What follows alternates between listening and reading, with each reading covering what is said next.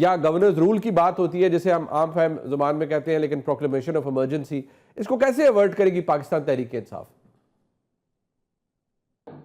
دیکھیں منیب, یہ پہلی حکومت میں نے دیکھی ہے جو خود ہی تلاطم چاہتی ہے, جو خود ہی چاہتی ہے کہ معاملات کو جو ہے پرسکون طریقے سے اور نیگوسیٹڈ طریقے سے اس کو حل نہ کیا جائے.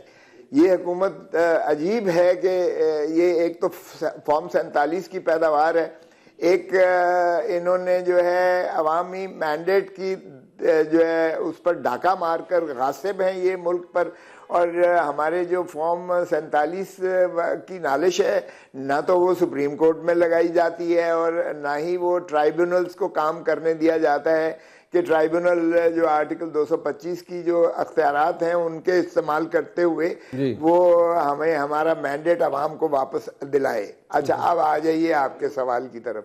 آپ کو بھی پتہ ہے ماشاءاللہ آرٹیکل 17 میں کس طریقے سے کسی پارٹی کو بین کیا جا سکتا ہے, یہ اس طریقے سے قراردادوں سے تو نہیں ہوتا ہے. اب اگر آپ چاہتے ہیں کہ قراردادیں آپس میں صوبے ٹکراتے رہیں اور عوام کے درمیان جو ہے اس طریقے سے وہ محاذ آرائی رہے, تو پھر آپ پاکستان کے دشمن تو ہو سکتے ہیں, پھر آپ پاکستان کو مضبوط نہیں دیکھنا چاہتے ہیں. دیکھیں کوئی بھی دنیا میں کوئی دیکھ لیں, آپ کا 3 سالوں میں جو برین ڈرین ہوا ہے اور آپ کا جو کیپٹل آؤٹ فلو ہوا ہے, آپ کا جو لاکھوں بچہ باہر گیا ہے اور ایجوکیٹڈ گیا ہے, اور آپ کی انڈسٹری ساری جو باہر چلی گئی ہے, آپ کا سٹینڈ سٹل پہ آ گیا ہے. بٹ سر وہ آپ کا آرگومنٹ, سر آپ کا آرگومنٹ اپنی جگہ, بٹ ایشو یہ ہے نا کہ we have a situation at hand. میں یہ چاہ رہا ہوں اور آپ اس پہ ذرا تھوڑا سا ڈیلیبریٹ اگر کر پائیں, اس سوال کا جواب مجھے دے پائیں کہ بہرحال یہ حکومت ہے فارم 47 کی ہو, وہ آپ کا بالکل آپ کی اپنی جگہ بات درست ہے, لیکن یہ کر تو بہت کچھ سکتے ہیں. Proclamation of emergency in province بھی ہو سکتا ہے 232 کے تحت. The president after 18th amendment can act on his own. دونوں ہاؤسز میں لانا پڑے گا, جوائنٹ ہاؤسز میں 10 دن کے بعد. بٹ سوال یہ ہے کہ دونوں چیزوں کو اوارٹ کرنے کے لیے کیا ہے تحریک انصاف کے پاس, کیونکہ ان کی اسرشن یہ ہے کہ نہیں, یہ تو صوبہ چڑھائی کرتا ہے وفاق پہ. پارا چنار کے اندر جو کچھ ہوا صوبے کا, وہاں پر وزیر اعلیٰ کا کوئی نہیں ہے دھیان, وہ وفاق پر چڑھائیوں میں مصروف ہے. اس کو کیسے اوارٹ کریں گے؟ آپ بھی کوئی ریزولوشن پاس کریں گے خیبر پختونخوا اسمبلی سے؟ پھر دیکھیں ایک تو منیب بات یہ ہے کہ جو چڑھائی کی بات کرتے ہیں وہ جہالت سے جو ہے میں ان کو تشبیہ دوں گا کہ وہ بالکل نابلغ اور نابلد ہیں اور وہ ناواقف ہیں. دیکھیں جو وفاقی کیپٹل ہے وہ چاروں جتنا پنجاب کا ہے, جتنا KPK کا ہے, جتنا ہی بلوچستان کا ہے, جتنا ہی سندھ کا ہے, آپ کے دارالخلافے پر سبھی اکائیوں کا جو ہے اتنا ہی برابر کا حق ہے.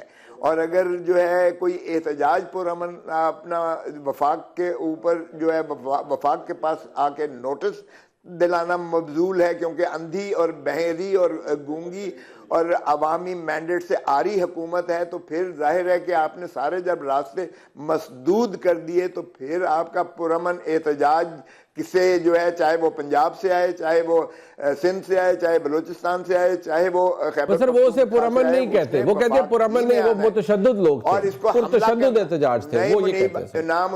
نامنیب اس کو حملہ مت کہو. حملہ کرنے والے پھر مسلح آتے, پھر ان کی بھی لاشیں گرتی, ہمارے سینکڑوں بندے نہ مارے جاتے, 1900 ہمارا زخمی نہ ہوتا, گولیاں لگی ہوئی ہیں اور لاشیں یہ غائب نہ کرتے پولی کلینک سے. اور سر کل آپ نے کہا 278 کا ذکر آپ نے کیا, غالباً مجھے اگر if I'm not wrong آپ نے کہا جی کیا. بٹ سر مجھے یہ بتائیں, میں وہی کیونکہ حسین آپ نے 1900 کو گولیاں لگی ہوئی ہیں. سر میں وہی عرض کر رہا ہوں, 1900 is a very very large number. Sir 278 is a very large number. مجھے تو وہی سمجھ نہیں آ رہی کہ یہ اتنی لاشوں کو چھپائیں گے کہاں, مطلب ان کے پاس کیا میکنزم ہے کہ یہ اچھا 6 تو انہوں نے KPK والوں کی دے دی ہیں, ایک بھی نہیں ماننے کو تیار ہیں. یہ میرا DG خان سے آئے ہوئے ہیں, ابھی بھی انہوں نے کہا ہے کہ کل تک انہوں نے لاشیں دکھائی ہیں, ہم نے شناخت کی ہیں, گولیاں لگی ہوئی ہیں.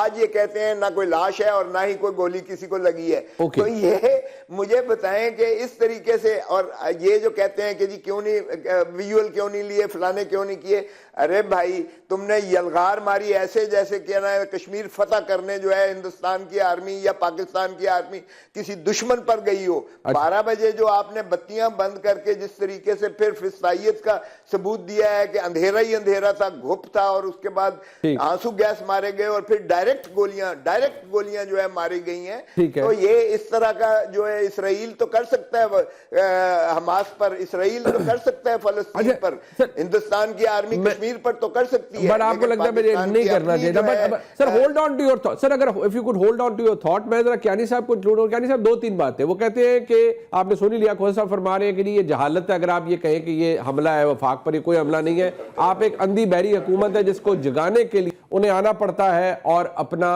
آپ کا توجہ لینی پڑتی ہے. انہوں نے بہت بڑا فگر دیا, 1900 لوگوں کو زخمی کیا ہے آپ نے, 278 کی لاشیں ہیں, یعنی خدا وہ لوگ اس جاں بحق ہوئے ہیں اس حملے میں.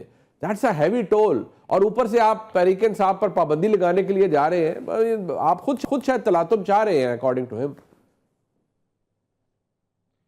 جی بسم اللہ الرحمن الرحیم. منیب صاحب بہت شکریہ جی اپنے شو میں دعوت دینے کا. دیکھیے یہ ایک اچھا طریقہ ہے کہ آپ ہر دوسرے تیسرے ہفتے خیبر پختونخوا کی ریاستی مشینری لے کے اسلام آباد کی طرف پرامن احتجاج کے نام پر آ کے ٹیئر گیس اور بندوقیں اٹھا کے کلیلے اٹھا کے چل پڑیں, اور پھر جب وہاں پہ کوئی وائلنس ہو اور کوئی توڑ پھوڑ ہو تو پھر آپ کہیں کہ ہم پرامن احتجاج کرنے آئے تھے. آپ ایک جتھا ہیں, آپ کی ایک 10 سال سے زائد کی ایک پولیٹکس کے نام پر وائلنس کی ایک تاریخ ہے, 9 میں اس کی انتہا تھی, اور اب آپ نئی انتہا رقم کرنے پر تلے ہوئے ہیں.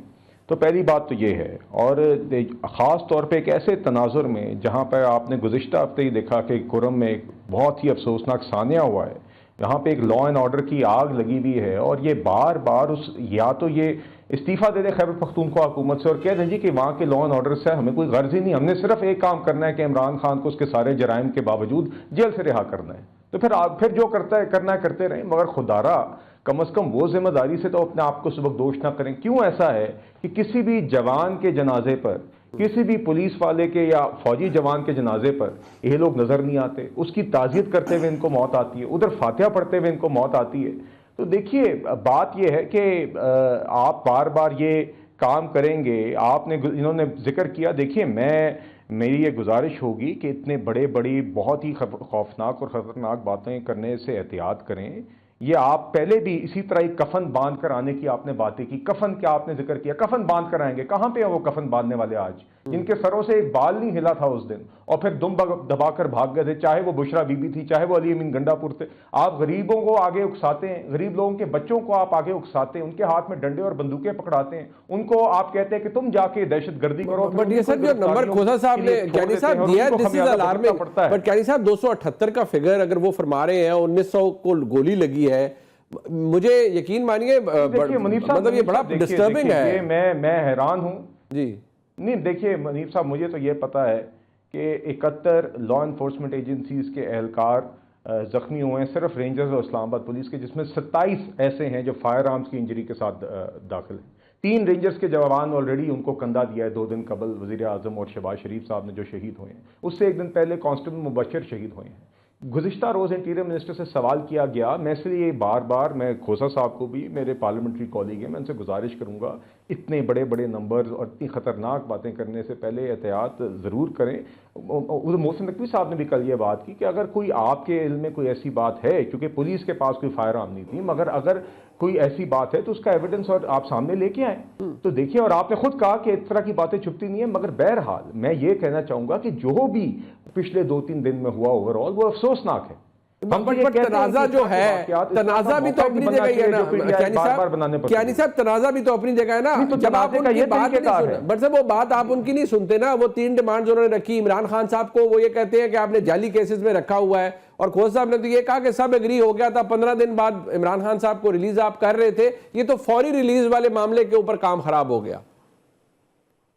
چلیں اب اس پہ بھی منیب صاحب سن لیجئے. دیکھیے سب سے پہلے تو جب بھی آپ کتنے شوز اس بات پہ کر چکے ہیں کہ جب بھی ان سے بات ہوتی ہے کہ بات چیت ہونی چاہیے, ہم کہتے ہیں قومی ایشوز پہ بات چیت ہونی چاہیے, اور ایشوز پہ بات چیت ہونی چاہیے, چلیے جنرلی بات چیت مان لیتے ہیں, تو ان کا آگے سے کیا جواب آتا ہے, ہم تو بات کریں گے صرف اسٹیبلشمنٹ سے. اور اس کی وجہ کیا ہے, چونکہ پوری زندگی یہ جماعت چلی ہی اسٹیبلشمنٹ کے کندھوں پر ہے, ان کے دھرنے اسٹیبلشمنٹ کے کندھوں پر ہوئے, یہ ہمیشہ بیساکھیوں کے سہارے حکومت کی انہوں نے دھرنے کیے, تو آج بھی ان کا موڈس آپرینڈی وہی ہے.